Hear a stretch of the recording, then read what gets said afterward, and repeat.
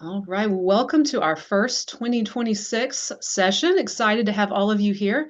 And I would love to introduce my colleagues, Sydney Gallup and Amy Browns, who both work on our employer engagement team here in the Career Center. And today they're going to talk all about their programs that they manage around hiring Niners on campus. And for those of you who either already supervise students or would like to supervise students, I think this is going to be a really beneficial session. And I'm so excited to have them today. So get your questions ready. We will have questions in the chat. And then towards the end, of course, you can turn on your mic and also ask questions that way. So with that, I will hand it over for them for introductions and just so appreciate all of you being here today. Thanks, Suzanne. Yes, thank you, So, Suzanne. Hi, uh, everyone. yeah, hi. We're going to share a little bit about how you can hire more students on campus. We want to see more departments utilizing some of these programs. So, some of the programs we talk about today, Amy and I manage, and then some of them are position types that you'll be able to submit, and we'll talk a little bit about that. But I'm Sid. I work on the employer engagement team as an industry specialist, particularly with arts, media, and design organizations and nonprofits, social impact, education. And I manage a couple of the experiential learning programs that we'll talk about today. And hi, I am Amy Browns, also on the employer engagement team. And I primarily work with employers who fall into our career communities of engineering, manufacturing, and energy, and technology, data, and analytics. Um, and work with Sid, obviously, on several of these programs, particularly with the university internship program. So UPIP, as it's previously been or has been called. We're thinking about changing the name, I guess. And we'll talk today just about all the opportunities that you have to utilize our students and all this talent on campus and the programs that we have. So we can go ahead and get started. And thank you. These are just three of the programs that we wanted to mention. I will say, this is an ever-evolving thing. We have lots of ideas. We've got lots of direction, obviously very focused on internships. So some of these, particularly the internships at Portal, is sort of an emerging program, but we wanted to just mention it. So these are three programs that we wanted to bring to your attention. The first being the internships at Portal program. So as many of you know, we have several organizations and businesses who have offices on campus and who are doing research and doing business with the university over in the Portal building. And so we have several of them who all have offices, and they're hiring interns and part-time students and sometimes full-time and all kinds of things. So we're trying to create a program where students can see the breadth of all the opportunities that are available over there. So I have my second presentation to those folks. We had a couple in the fall, and we're hoping to increase that program so students can see all of the opportunities there with research and business development. So that's an emerging program that we wanted to mention. We also have our university internship program, so UPIP. So you might be familiar with that program. It's been around for at least 10 years. And it's a program where we have internships within university departments. And with the program, university departments pay half of the student salary, and the Career Center covers the other half of the salary. So we typically have had about between 75 and 90 students participating in that program annually. It has decreased a bit because we've increased funding. We've increased the salary for the students over the last couple of years, but funding has always stayed at the same level. So we haven't, like many programs at the university, right? So we haven't been able to increase the number of positions. And we're looking at reorganizing that program a little bit differently. Sid will talk later, but we're trying to organize these programs so they have the same deadlines for students and for you all who are submitting to participate in these. And so we can just streamline everything and make it less confusing for students to see all of the internship opportunities that are available on campus.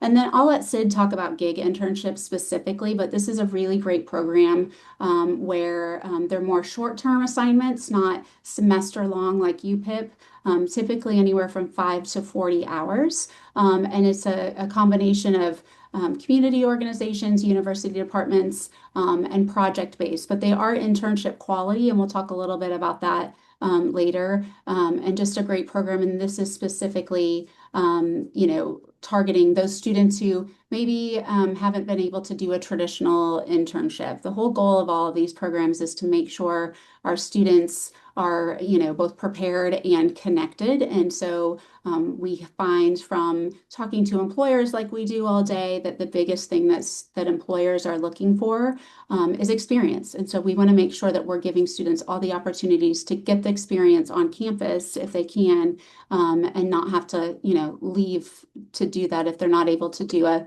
traditional 10 to 12, week internship. So let's go into the details of that. Yeah, so the gig internship program is a couple years in the running now. It works really well. It's been one of my favorite programs to manage. So this is my first academic year, so my first cycle managing this program. But the fall semester, we had around 30 projects. So 30 students were placed either on campus. We had several campus departments that submitted, and then a variety of community partners. But what is really great about these, as Amy was just saying, is that a lot of these students are either working full-time academically, and maybe they have other jobs that they have to take on part-time to support themselves. They can really plug into a project because it spans across 8 weeks. So a lot of these students are working anywhere from 2 to 5 hours per week. So it's really short, and so easy to squeeze into their schedules. And depending on the project, some of them will work with the employer or the department to have the project span across 4 weeks. So they might do 10 hours for 4 weeks in a row, things like that. So it really can be geared around what the project is. Projects have ranged anywhere from things like web redesign, data. We have some that are research based. There are communications, marketing based projects. We have videography, photography, and animation was a new one that we had.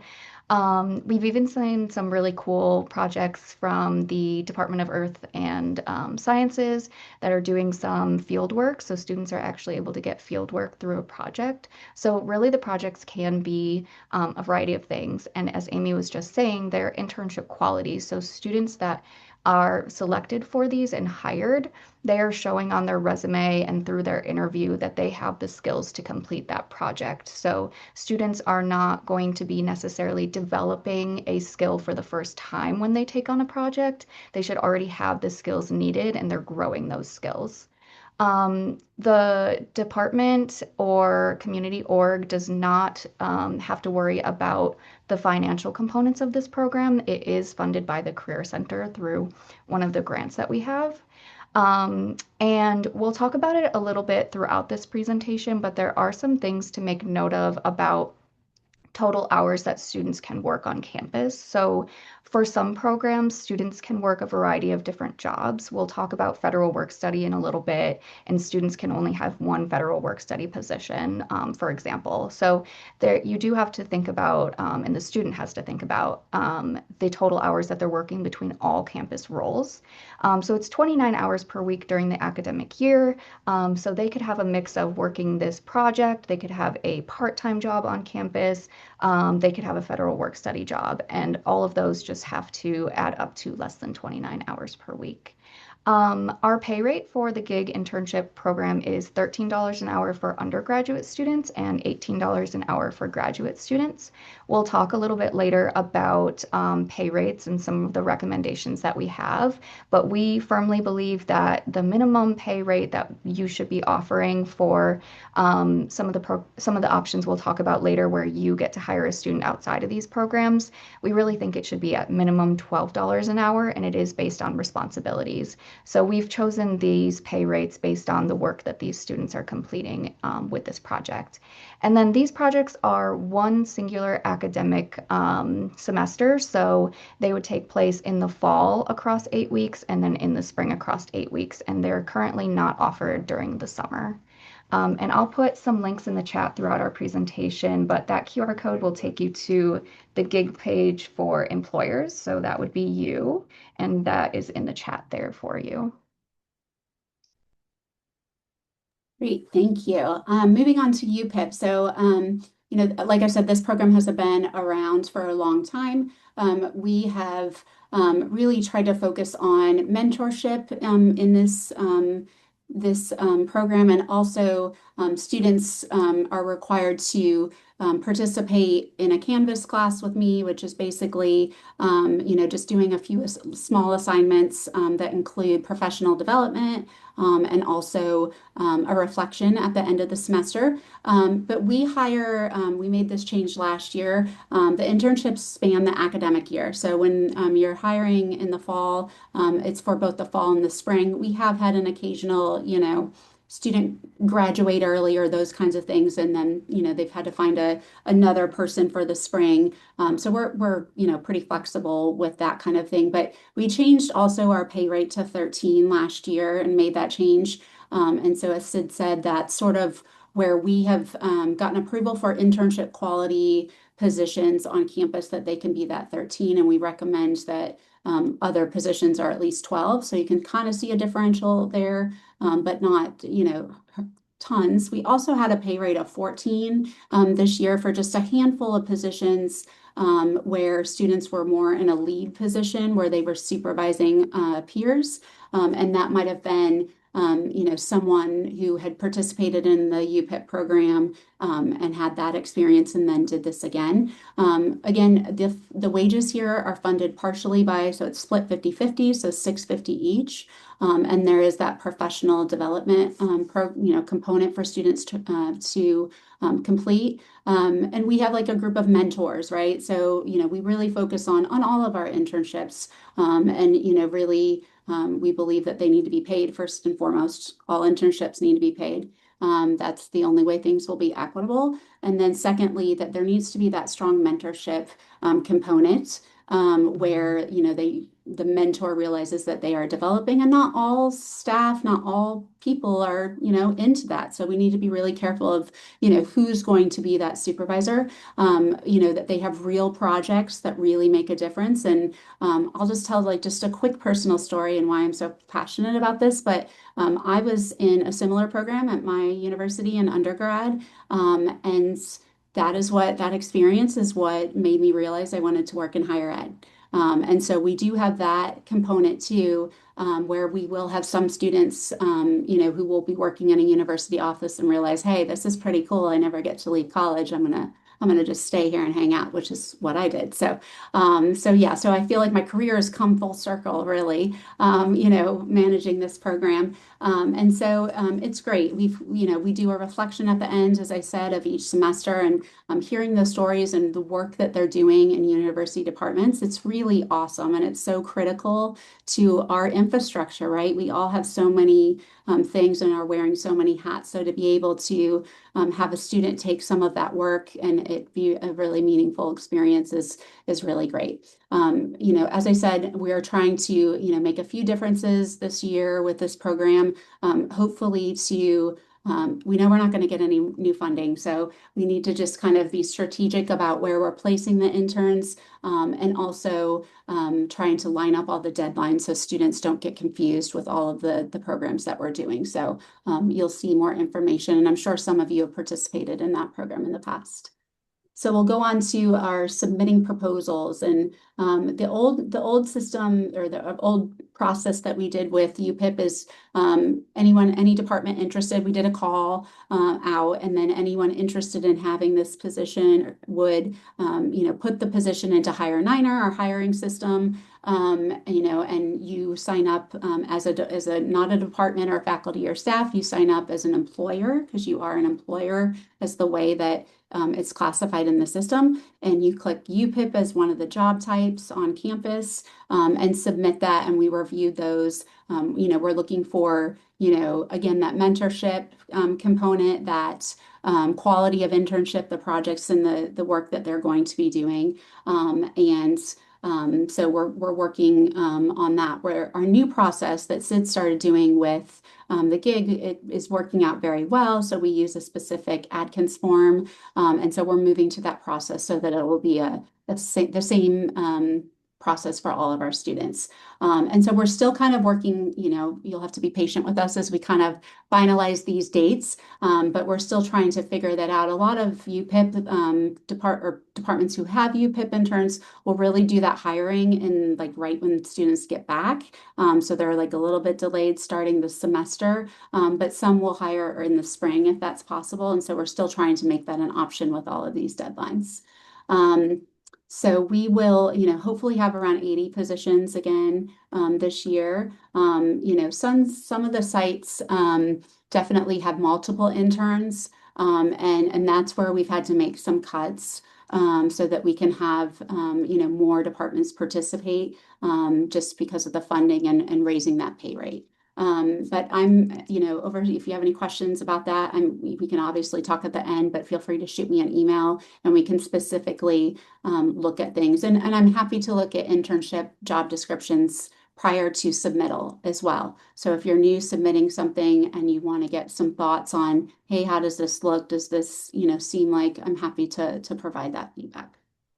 Yeah, and I think what's really great about moving to this new process is for you all as employers, if you are taking advantage of maybe you have a UPIPS position that you want to hire, so you have an intern, but you also have a project idea, so you're submitting both. Having the same process, having a consistent process will really help you all stay in check. Before it was one process for UPIP, you having to go through a form on Hire a Niner and check certain fields, a little bit complicated if you didn't know what something meant, versus now we've got the same Atkins form, so you'll really get familiar with the process for both.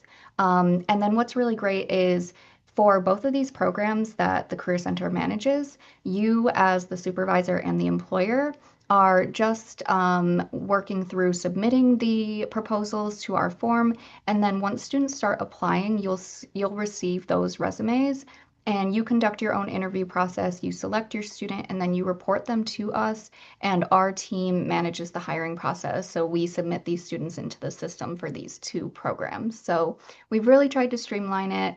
And as Amy said, we're really hoping that this does help both the employers and the students with some of this consistency. Okay, so outside of the Career Center, there are other employment opportunities that departments can take advantage of. There's the Federal Work Study Program that some of you may be familiar with, where students are awarded federal work study funding through their financial aid package. And so you can actually submit a federal work study position. Usually it looks like a part-time job. And then the student temp wage is the part-time job as well. So you would see like STW is the abbreviation. So a student temp wage being a part-time position that you might need that doesn't quite constitute an internship. It's not internship quality. And then the difference between the programs that we manage and then these two opportunities is that these roles are submitted through Hire a Niner. We are trying to get to a place where all positions of experience for our students are posted in Hire a Niner. These are required to be in Hire a Niner, and we'll go through some instructions in just a moment. But really, another way to create some consistency for students so they know where to apply and they're getting familiar with Hire a Niner as a platform. And then it helps us to track employment opportunities as well. That's something that is really near and dear to Amy's heart, just making sure that we can track and get that data of how many positions are offered to students on campus, what does EL experience really look like across the board. So for federal work study, it is basically that a student is awarded funding, so they are the only students eligible to apply for these positions.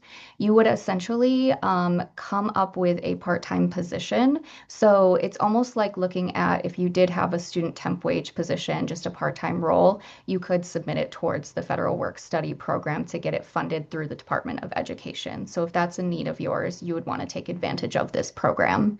Students are awarded up to $4,000 for the academic year. Some students will be awarded less than that, but 4,000 tends to be what they get awarded.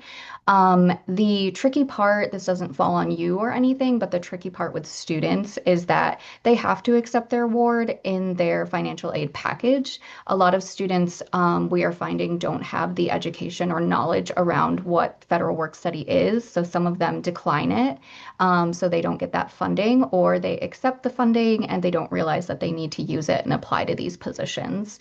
But that's essentially how it works. And then to keep within the funding that they receive in a consistent schedule to make sure that they don't run out of hours or run out of funding before the semester ends is we typically recommend 10 hours per week for these students. That will usually get them through the 16 weeks of working consistently. And then I this is I will just say just a note, sorry, Sid, if I can say just a note that yeah, I wanted to say about federal work study. If you have a if you have a UPIP position, and then in the hiring process, we find out that that person has federal work study, you're able to use those federal work study funds for UPIP. And in that case, let's say you really wanted to hire two interns, but you only had funding for one, you could actually utilize and have still two, use one through, but they would both be still participating in the UPIP program, if that makes sense. So we've had that happen a couple of times. So they could still participate, of course, in that and utilize that funding. yeah, thanks for making that point, Amy, because the same is for the projects that I manage with the gigs. If I see that a student hasn't accepted a federal work study position, but they have that funding, I will take from that line so that I can accept more projects and save some of the grant funding that I have. And so that brings me to a very important point with federal work study positions is that the university has a rule where students can only work one federal work study position per semester. So if a student accepted a federal work study position in your department, for example, and I saw that they applied for a gig and got it, I wouldn't be able to take from the federal work study line any longer because it would go to your position. So this is not a federal rule, it's just a university rule. It really just helps with the tracking of the funding. As just mentioned, they have about $4,000 per semester, so it can get tricky if students are working two or three federal work study positions and we can't keep track. The system can't easily keep track of where that funding is coming from, so they may run out of money quicker. And then we would see departments where suddenly the student is out of money in March or April, and suddenly you don't have that part-time job filled for the rest of the semester, for example. So it is just one position per semester per student. And the minimum pay rate is $10 an hour. We suggest you base it on responsibilities. So as we mentioned earlier, really $12 an hour is suggested pay rate for our students. It's the rate that they deserve. And you can go higher based on what your position is if you do feel that it equates to that amount. Just thinking about the total award that they have of the $4,000, you do want to keep that in mind as well. And then what I'm finding is one of the programs that I manage that departments can't apply to this program, so that's why we're not going to talk about it today. But I manage another program that pulls from federal work study funding, and we're really finding that students are more likely to take a position and want to hold that position for the fall and spring semester, so for a full term. So if you're offering a federal work study position, it would be recommended, or my recommendation is to have it for a full academic year and start it in the fall. The program that I manage is starting these students in the spring, and it's just been really tricky filling students into these internships that I'm offering to some community-based organizations. And a lot of it is because the students already have a federal work study position, so they can't take on a second one, or they're really just looking for those positions when they start in the fall primarily. So that is just one of my recommendations. And then this QR code here, I put financial aid department has a really cool, they call it their TV, but there's a couple of really helpful minute-long videos, and there's a really great video on federal work study and some more details in addition to what I've shared here. And Amber Branton is the person on campus who is really all things federal work study. So she's great to contact if you have questions about anything from the student side to understanding the program in its entirety to hiring a student. And then Teresa Shook is student employment. She works within student employment, and so she's also a really great contact for a lot of these programs.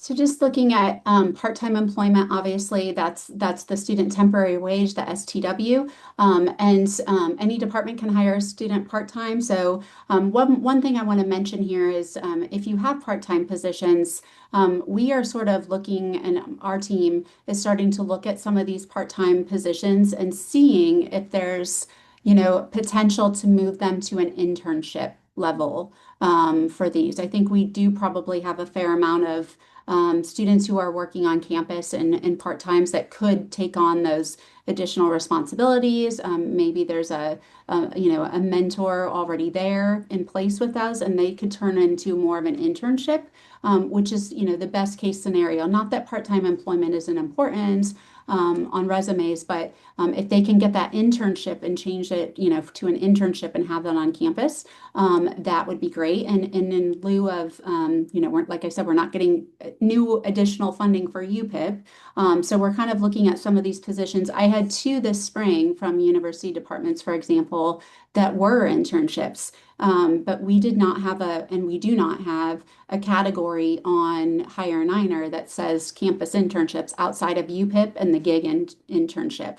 So we're going to create just a general internship category. So if you do have some of these part-time roles that might be able to go into that internship quality, again, happy to look at descriptions, happy to help you, create those. We don't want to create them if it doesn't make sense, but if they do, and you think that that's a possibility, we'd love to move those to an internship category so the student can have that real internship experience on their resume. So that's something that we're looking at.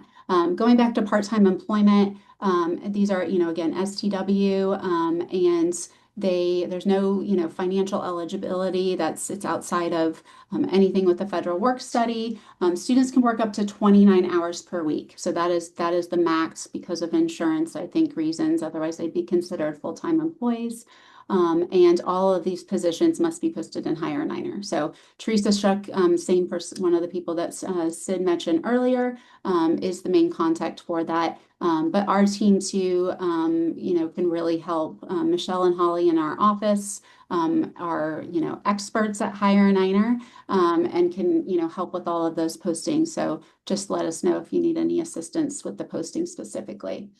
Submitting roles in Hire Niner, it's pretty easy to submit. You're just going to go to this and, if you need Hire Niner training or anything like that, please feel free to reach out. There are some videos, like I think in the HR websites, but feel free to reach out if you have specific questions. I'll put it into the chat, but the best way to do that for those temporary positions or the student temp wage or general federal work study is through our recruit inbox. So I'll put that in email in the system. But really just logging on to Hire Niner, which is a simplicity system. So that's the link there. And then once you're logged in, you will, go to job postings. I will say you need to make sure that you have your employer. So your employer is your university unit, your department. And so sometimes, if you're new,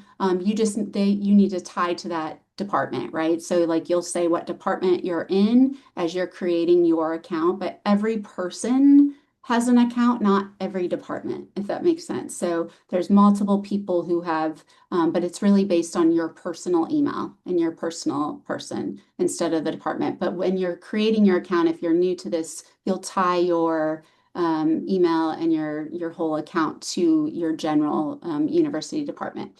And so you'll go to job postings and then post a job to this school only because we want to make sure that it's just for, and that's because simplicity, is a universal system. One of the systems, there's kind of three systems that career centers use in the country, and that's one of them. So you can, if you're an employer, let's say you're Truist, you can actually post to multiple schools through the one platform if you're looking for to hire a position. So you want to hit post job to this school only, and then you want to do the position type which would be on-campus employment for university departments only, and then the position type. So this is where the position type would either be, student temp wage, the STW, federal work study, UPIP, gig, and we're going to add that additional just internship moving forward. So if you do have those internship positions that are outside of the UPIP program.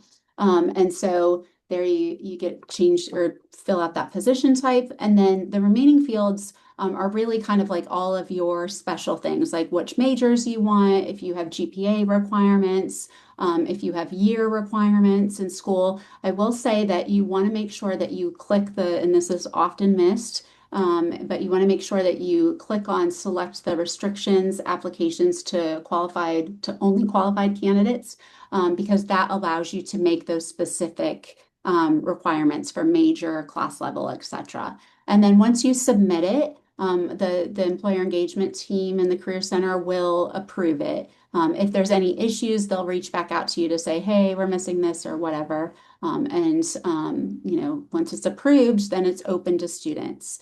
If you do already have, for whatever reason, maybe there's been someone in your, that you've been referred to or whatever, if you do already have a candidate, you can, they'll still have to apply for that position, but you can have that candidate apply and then, you can ask us to close it right away so that it's not going through. But the system also has some really great tracking, when you're interviewing candidates, you can see, like, you can put your different things like I, reached out, like, and just kind of keep track of all of those. And that's really, really handy. So I would encourage you to utilize those as you're, doing the hiring process. And here's just a picture. You can see like the different job postings and things here. In order for a student to apply for a job, any job within Hire Niner, they have to have an approved resume. So that means that it's been approved by someone in our office. So we encourage students to do that as soon as possible so they can apply for all the positions that are available. We start preaching that message in orientation, and a lot of times we'll get a lot of students who will do it before and get their resume approved before they're even on campus. So again, these are kind of like what the roles look like. So, FWS is, federal work study, so only available for federal work study students. STW is that student temporary wage. UPIP, is that. So that's how they look. And then here's kind of what I was talking about with the hiring a student. So you can see the different ways that you can have drop downs and you can kind of track your hiring process, which is really, really helpful. Okay.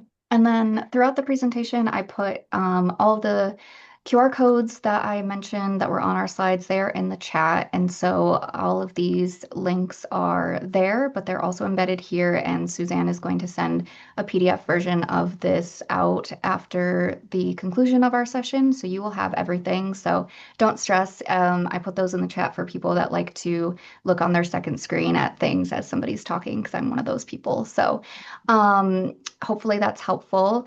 There is a lot of information on the student employment HR page that you will need for directing students that you hire to complete.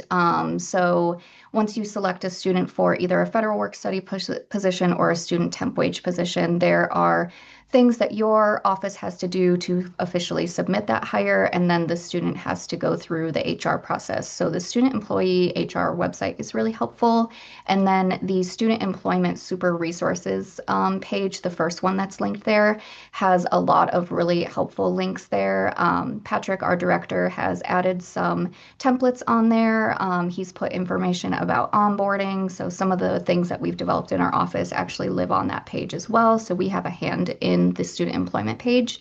And then there's also a section on developing student workers. So some recommendations for if you want to provide professional development to students as they are in their role.